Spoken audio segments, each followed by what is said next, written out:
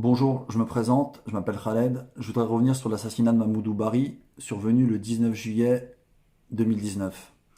Comme vous avez pu le voir ou l'entendre ou le lire dans la presse, Mahmoud Bari se dirigeait avec sa femme et sa petite fille chez un ami pour aller voir la finale de la CAN Sénégal-Algérie. Ce jour-là, il a rencontré un raciste qui l'a interpellé en lui disant « Vous les Noirs, ce soir on va vous niquer ». Mahmoud Bari est sorti de sa voiture. Il a voulu avoir une explication et le meurtrier l'a tabassé à mort. Sans que personne n'intervienne. Sans que personne n'intervienne. C'est incroyable. On a laissé ce jeune se faire tabasser parce que noir. Le meurtrier a été dénoncé par sa femme le 22 juillet et il avait fait promettre à sa femme de ne pas le dénoncer. Mais sa femme a tenu à assumer ses responsabilités et est partie à la police. Alors le profil du meurtrier, d'après la presse, il serait d'origine franco-turque, il aurait des antécédents psychiatriques et il serait sous curatelle.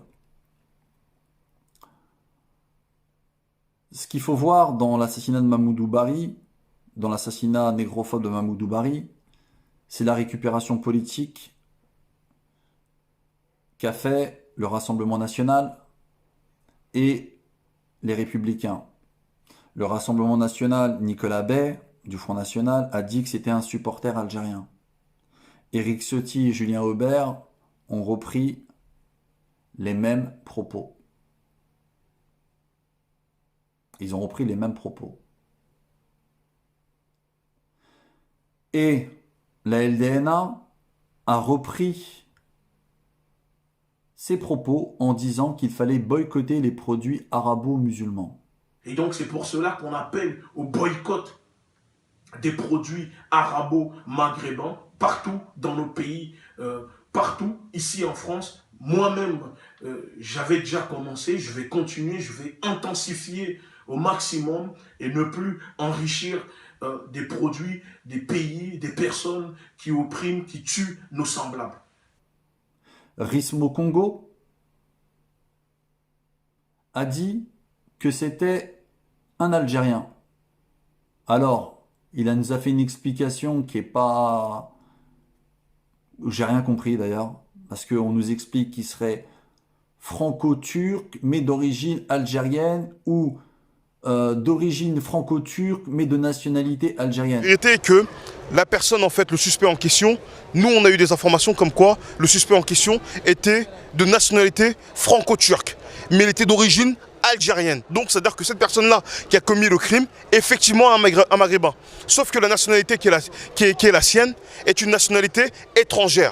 Voilà pourquoi l'État français a botté en touche en disant en fait que c'était un Turc au départ parce qu'il est de nationalité.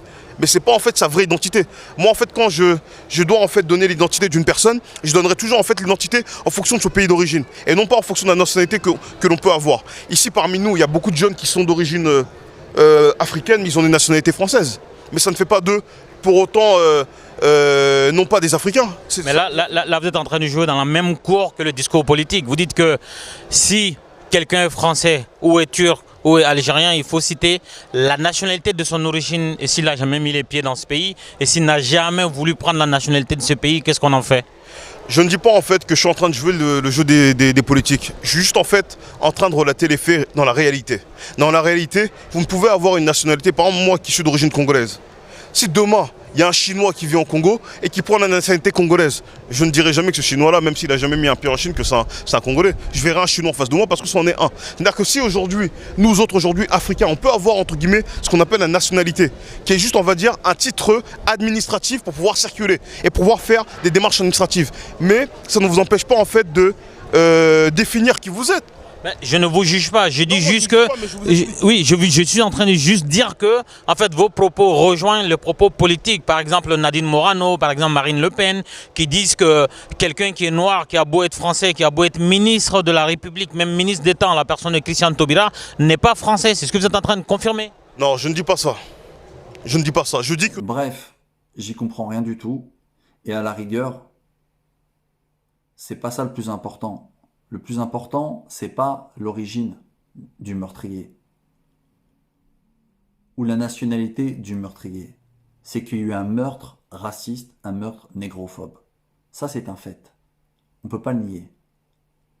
Mais de mettre en avant l'origine du meurtrier, c'est faire le jeu des politiques. Parce que les politiques, notamment le Rassemblement national, aiment à diviser les Français d'origine étrangère, aiment à diviser pour continuer à régner. Les Républicains, c'est exactement la même chose. C'est comme le discours de Nicolas Sarkozy lorsqu'il disait qu'il fallait balayer les banlieues de la racaille au Karcher. Vous en avez assez, hein? Vous avez assez de cette bande de racailles. On va vous en débarrasser. Sauf que la seule racaille qui existe dans ce pays, elle n'est pas aux banlieues, mais elle est à l'Élysée. Et ce sont les hommes politiques qui nous gouvernent depuis des années, qui sont responsables de nos conditions d'existence, qui sont de plus en plus déplorables. Donc, Rismo Congo et Gucci de la LDNA, il faut savoir que je les connais. Car il y a de cela 1 an, à Vitry-sur-Seine, un incendie criminel avait touché des Africains pour la majorité d'origine ivoirienne. J'ai été présent, je les ai aidés et je me suis battu contre la mairie de ma ville. Et notamment contre le maire de Vitry qui s'appelle Jean-Claude Kennedy. Et j'ai pu voir que Rismo Congo et que Gucci n'étaient pas là pour combattre la politique raciste du maire de Vitry-sur-Seine, mais étaient là pour collaborer avec lui. D'ailleurs, ils ont fait une vidéo avec lui, une photo, excusez-moi, avec lui. Ils ont fait une photo avec lui.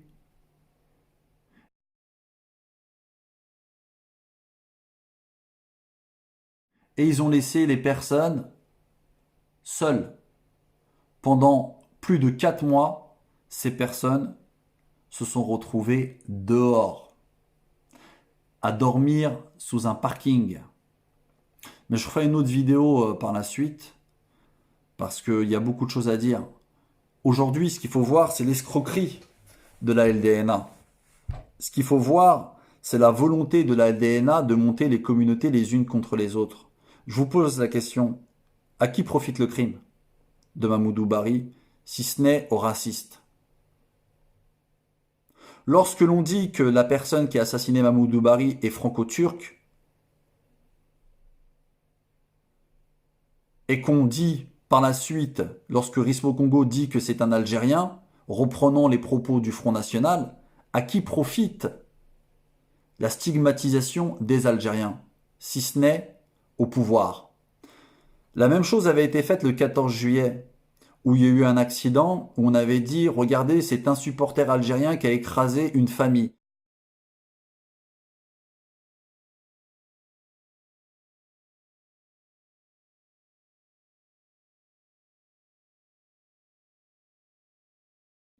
Alors il y a une mère de famille de 40 ans ou 42 ans qui est décédée, une petite fille, sa petite fille, la petite fille de la victime, aussi était entre la vie et la mort, si je me trompe pas, et une autre personne aussi a été blessée. Encore une fois, on n'a pas parlé d'un accident qui arrive malheureusement tous les jours, mais on a parlé de la nationalité ou de l'origine de la personne. Tout ça, c'est fait pour nous diviser. À chaque fois que dans ce pays, un Algérien ou un Noir est impliqué dans une affaire, même si l'affaire est totalement banale ou c'est un fait divers, on va vous dire, regardez, ce sont des barbares, ce sont des criminels. C'est exactement ce qu'a toujours fait le gouvernement français et la presse au service du pouvoir. Stigmatiser pour continuer à régner, à nous diviser. On est en France. On est en France, et dans ce pays, il y a plusieurs communautés. Lorsque la LDNA dit les arabo-musulmans, lorsque la LDNA dit les noirs-arabes, en parlant des noirs qui supporteraient les arabes, alors quand on parle de supporter les Arabes, je vois pas en quoi de quoi vous voulez parler. Lorsqu'une personne dit une vérité et qu'elle est en opposition avec vous, vous l'insultez de noir-arabe. Lorsqu'on est désaccord avec vous, vous nous traitez de raciste. Lorsqu'on est en désaccord avec vous, vous nous dites, mais vous savez, les Arabes, ils ont fait de l'esclavage pendant 1400 ans. C'est un fait, c'est une réalité. De même qu'en Libye, il y a de l'esclavage. Mais en quoi les Arabes? C'était une partie des Arabes qui avaient commis ça, généralement des riches Arabes, qui avaient un intérêt à faire ce commerce, de même que dans le colonialisme, ce ne sont pas les Français ou les Blancs qui colonisent, mais ce sont les capitalistes qui ont un intérêt à piller l'Afrique, à coloniser. Charles de Gaulle n'était pas un Arabe, pourtant c'est un des plus grands criminels du XXe siècle. Hitler n'était pas un Arabe, pourtant c'était un des plus grands criminels du XXe siècle. Staline n'était pas arabe, pourtant c'est un des plus grands criminels du XXe siècle. À toujours vouloir montrer l'origine d'une personne, je ne pense pas qu'on réfléchisse. Parce que vous êtes noir, mais vous vous comportez comme des bandits. Il y a des bandits noirs, il y a des bandits arabes, il y a des bandits blancs, et vous en faites partie. C'est une famille, c'est une mafia. Dans la mafia, il y a de toutes les origines. Tous les politiques aujourd'hui, quels que soient les pays aujourd'hui, pays capitalistes, sont des mafieux. Et vous participez à cela. Je suis vraiment scandalisé par les propos que vous avez pu entretenir, mais scandalisé n'est pas le terme approprié. C'est que j'ai envie de dire que je suis pas étonné, parce que on sent quand vous vous exprimez qu'il y a une haine de votre part et que cette haine est financée. Il faut voir votre parcours. Vous êtes des anciens rappeurs qui n'avaient pas réussi à percer et vous vous êtes mis dans la misère, dans le business de la misère. Pour vous, c'est un business. Quand vous faites des keynote litchi, c'est un business.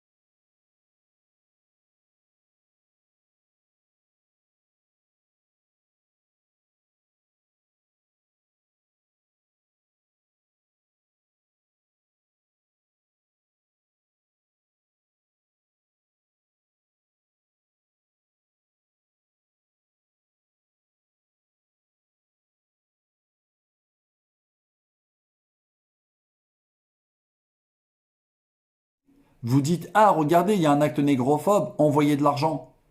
Mais où va l'argent? Qui vous finance?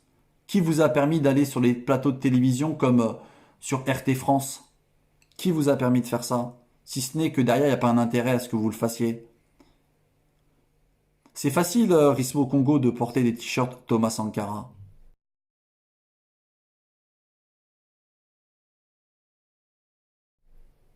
Mais tu ne seras jamais Thomas Sankara. Parce que Thomas Sankara est un révolutionnaire. Et toi, tu n'es pas un révolutionnaire. Tu es juste simplement un opportuniste.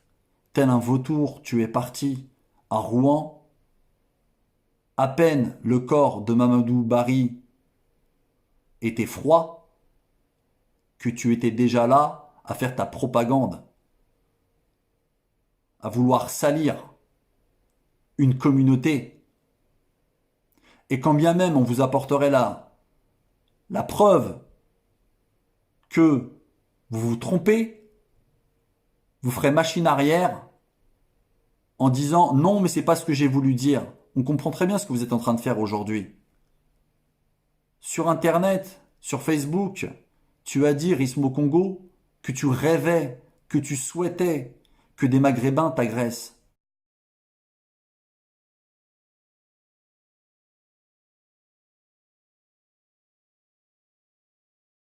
Pourquoi? Pourquoi? Tu rêvais que des Maghrébins t'agressent pour qu'il y ait une guerre civile. Mais à qui profiterait la guerre civile dans ce pays, si ce n'est au pouvoir? À qui profiterait que les communautés se montent les unes contre les autres? À qui profiterait? Au pouvoir, aux multinationales qui nous divisent, à la presse, à BFM TV. Vous travaillez donc pour eux, de fait. La première chose que l'on doit regarder, la première victime, c'est la vérité. Et vous ne dites pas la vérité. Vous essayez d'entretenir un climat de haine, ce même climat de haine qu'entretient Bassem Braïki, à stigmatiser les Africains, et plus particulièrement les femmes africaines. Il y a plein de blagues qui vont venir vers moi. Ouais, mais t'as qu'à faire pareil avec mes sœurs. Mais tes sœurs, elles sont radioactives. On les touche pas avec un bâton. La tête de ma grand-mère. Tes sœurs avec leurs perruques qu'elles achètent sur le Bon Coin. Tes sœurs avec des crèmes où elles veulent se blanchir la peau. On les touche même pas. Donc arrête de me dire, allez voir nos sœurs. Par Allah, je préfère aller à Mykonos, danser sur un char avec des sodomites grecs que toucher vos sœurs. Donc arrêtez de dire n'importe quoi. Aujourd'hui, Je vous le dis, Bassem Braïki, LDNA, Rismo Congo, même combat, même crapulerie, même crasserie, même débilité. On se demande pour qui vous travaillez. Mais je vous le dire, vous travaillez pour le système, pour le pouvoir. Thomas Sankara voulait l'union de l'Afrique. Dans son discours à Addis Abeba, il l'explique bien d'ailleurs. Mais, comme on dit, nul n'est plus sourd que celui qui ne veut pas entendre, ou nul n'est plus aveugle que celui qui ne veut pas voir. Il le dit, ceux qui exploitent l'Afrique sont les mêmes qui exploitent aujourd'hui les Français, le peuple de France, notamment les Gilets jaunes. Et il le dit, nous avons un ennemi commun. L'union fait notre force. Les masses populaires en Europe ne sont pas opposées aux masses populaires en Afrique. Mais ceux qui veulent exploiter l'Afrique, ce sont les mêmes qui exploitent l'Europe. Nous avons un ennemi commun. Mais vous participez à la désunion. Vous participez à la division. Pour que ceux qui nous oppriment depuis des siècles, pour ceux qui aujourd'hui sont les tenants du système capitaliste, nous dominent. Et vous participez à cela. J'invite toutes les personnes qui vont regarder cette vidéo à regarder le discours de Addis Abeba, ou même de lire la vie de Malcolm X.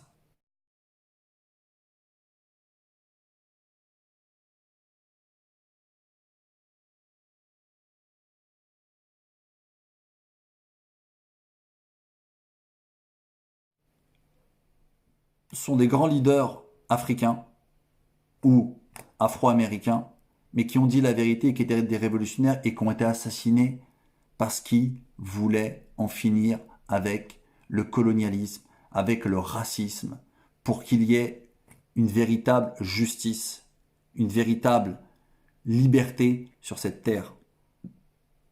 Vous, la LDNA, et Rismo Congo, je vous invite à avoir, si vous le souhaitez, un débat public. Ensemble, on verra qui ment et qui participe à la division. Je vous invite, c'est une invitation. Vous êtes capable d'aller sur RT France pour balancer votre connerie. Vous êtes capable de prendre le micro, de prendre la presse, comme vous dites, où les hommes blancs seraient des hommes roses. Eh bien, je vous invite à discuter avec un Français d'origine algérienne, et on discutera.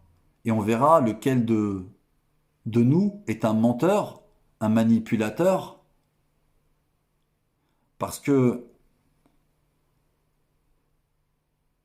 aujourd'hui, il y en a marre de toute vos crapuleries, de tout ce que vous êtes en train de faire. Vous jouez sur la misère des gens pour vous enrichir. Vous jouez sur la misère des gens pour vous faire une nouvelle peau neuve, sachant que vous avez un passé de rappeur totalement pourri, dégénéré. Laisse-moi faire mon cash, nigga, money on the power. Peu importe les moyens, je veux du cash et le power. Gucci, IG. Que des gros bras dans mon équipe, ma bite dans vos gros culs. Que des gros bras dans mon équipe, ma bite dans vos gros culs.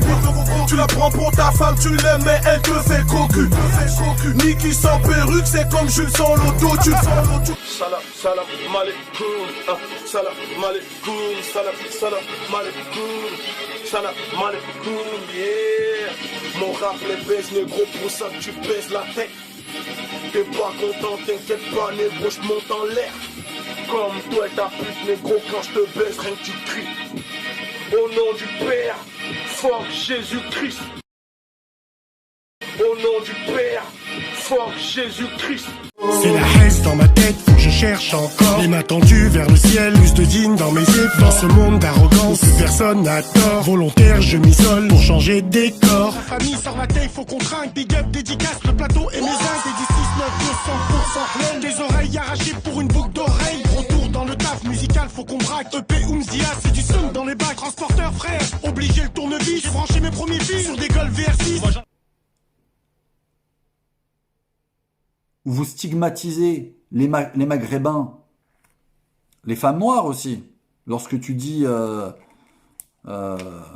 Gucci que les Noirs de France, qu'ils aillent tous se faire enculer. Les Africains, allez tous vous faire enculer les Noirs de France et spécialement les Africains de Paris. Les Renois de Paris, allez tous vous faire enculer. Vous êtes que des baltringues. Nous, on ne manque de respect à personne, on n'insulte personne. Enculer, c'est tes propos, c'est ce que tu tiens.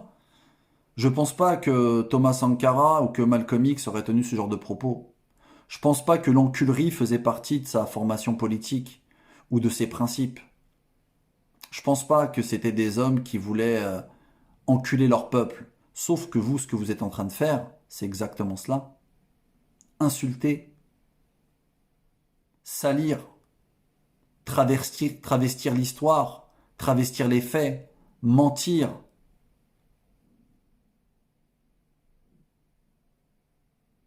Donc, je vous le dis, je vous invite à avoir ce débat contradictoire. Mamoudou Bari était un homme brillant, pas comme vous. Il voulait travailler pour l'Afrique de manière honnête, pas comme vous. Il voulait retourner en Afrique alors qu'il avait la possibilité de rester en France. Il voulait repartir en Guinée, pas comme vous. Lorsqu'on vous appelle à l'unité, vous nous dites que les Arabes sont des racistes, que les Arabes ont participé à de l'esclavage. D'abord, les Arabes, c'est un terme abstrait. Il faudrait un peu plus analyser qui aujourd'hui participe à l'esclavage en Libye, si ce n'est des milices qui sont bien connues des services français. Le gouvernement français sait très bien ce qu'il fait, car, je dois vous le rappeler, celui qui a assassiné Kadhafi, celui qui a donné l'ordre d'assassiner Kadhafi, n'est autre que Nicolas Sarkozy. Sarkozy-Kadhafi, ou des liaisons dangereuses en 3 actes. Ce fut d'abord la rencontre, puis la normalisation, avant la guerre. À peine élu président de la République, Nicolas Sarkozy reçoit un coup de fil officiel de Kadhafi, dévoilé par Mediapart. Leur échange est ému. Nous ne prions pas le même Dieu, dit Sarkozy à Kadhafi, mais je prie avec vous, monsieur le leader. Votre titre de leader n'est pas usurpé. Voilà, c'est une relation qui est quasi fusionnelle. Entre les deux hommes, la confiance s'est installée. 6 mois à peine après son élection, Nicolas Sarkozy déroule le tapis rouge pour accueillir à Paris le dictateur libyen. La France vend des armes à la Libye de Kadhafi. La France lui déroule le tapis rouge comme aucune autre démocratie ne l'a fait. Ça... Vient ensuite le temps de la guerre. Un vent de révolution souffle dans le monde arabe que la France n'a pas vu venir. Nicolas Sarkozy décide alors de tourner le dos à Kadhafi et de soutenir militairement les rebelles à Benghazi, où il sera accueilli en héros en septembre 2011. Un mois plus tard, le colonel Kadhafi est tué dans sa ville natale de Sirte. Pour les partisans du régime, cette mort serait la conséquence de la volte-face française. D'ailleurs, c'est le même Nicolas Sarkozy qui a viré du pouvoir Laurent Gbagbo. Laurent Gbagbo et son épouse ont leur destin entre leurs mains. Si avant la fin de la semaine, ils n'ont pas quitté le poste qu'il occupe, Laurent Gbagbo, en violation de la volonté du peuple ivoirien, ils seront nommément sur la liste des sanctions. L'armée française intervient à Abidjan aux côtés des forces de l'ONUCI contre les derniers bastions de Laurent Gbagbo. Les hélicoptères de l'opération Licorne ont pris pour cible des armes lourdes et des véhicules blindés appartenant à la gendarmerie d'Agban. Des cibles pour protéger les civils selon l'état-major français. Ces frappes résultent d'une demande urgente du secrétaire général de l'ONU selon l'Elysée.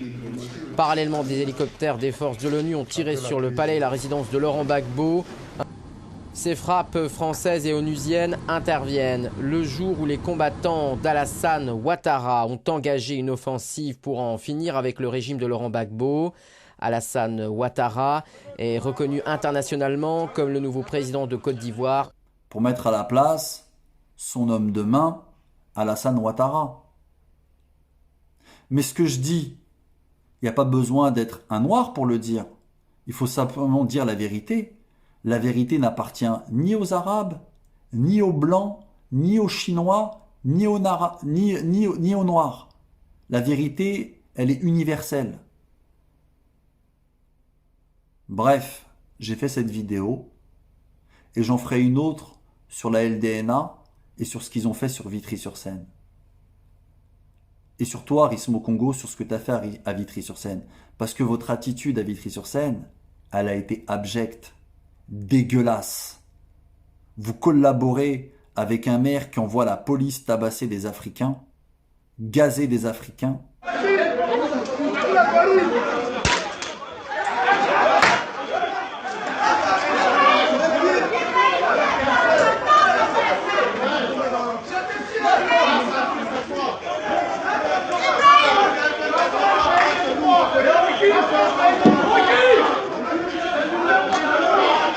Ils ont dormi dehors pendant plus de 4 mois. La seule chose que vous avez fait, c'est d'aller collaborer.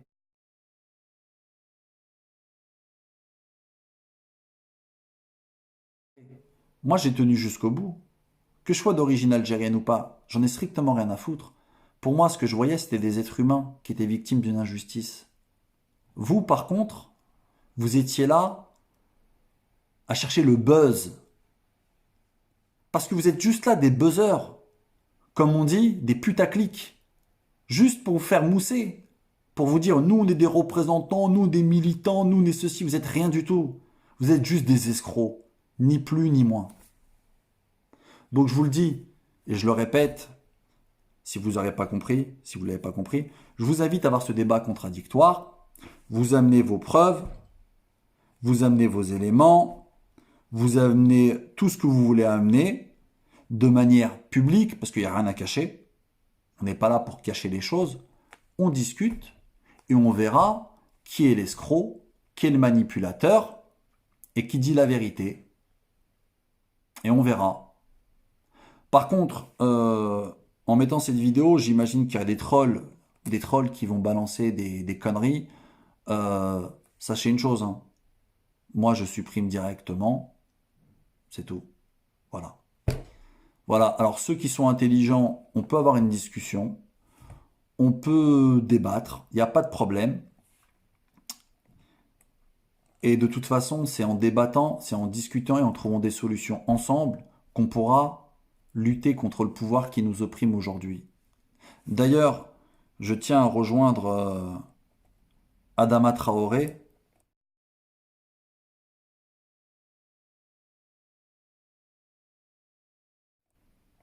qui mène un vrai combat, contrairement à la LDNA et à Gucci, qui, contrairement à la LDNA et Rismo Congo, est arrêté, pardon. Là, récemment, il a été arrêté devant le ministère, devant Matignon.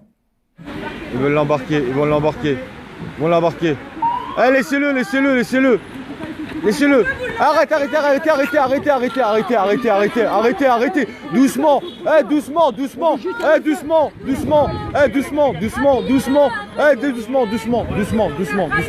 Un petit peu de dignité, s'il vous plaît. Un petit peu de dignité, regardez, c'est pas normal. C'est pas normal. C'est pas... Voilà. Parce qu'il se bat pour une autre société, et je le rejoins là-dessus. Voilà. Donc, je vous le redis, si vous voulez qu'on discute, on discute. De manière publique. Voilà.